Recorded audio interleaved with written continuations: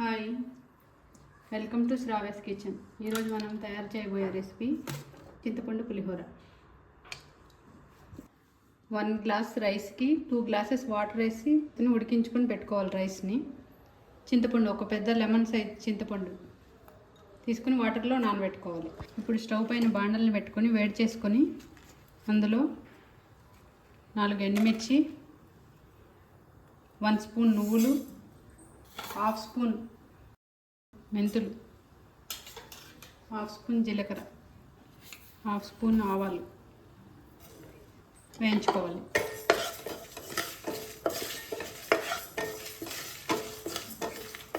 వేయించిన వాటిని మిక్సీలో వేసి పౌడర్ చేసుకోవాలి. తర్వాత అందులో ఆయిల్ వేసుకుని వేడి చేసుకోవాలి. ఆయిల్ వేడైన తర్వాత అందులో పల్లీలు, శనగపప్పు, మినపప్పు వేసి వేపుకోవాలి.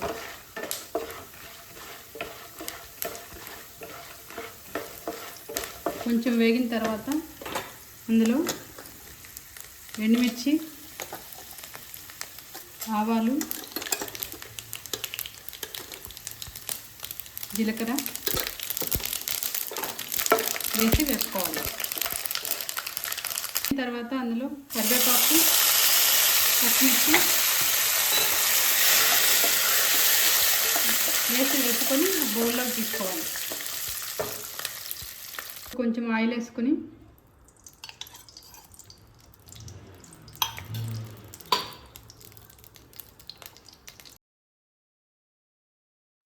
ఇందులో నానబెట్టి రసం తీసుకున్న చింతపండుని వేసుకోవాలి.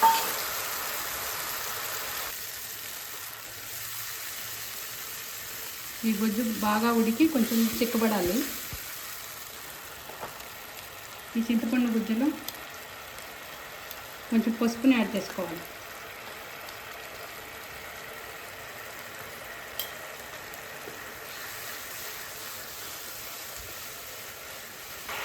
ఉప్పు, ఇంగువ యాడ్ చేసుకుని ఉడికించుకోవాలి.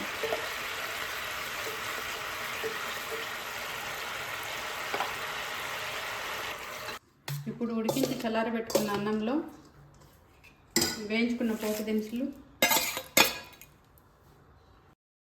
చింతపండు గుజ్జు,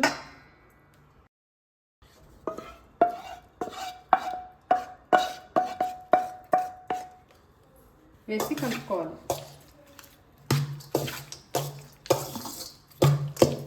ఇదంతా బాగా కలిసిపోయింది.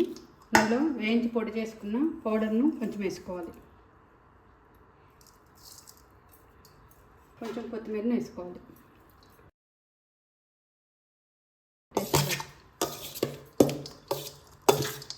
పులిహోర రెడీ అయిపోయిందండి.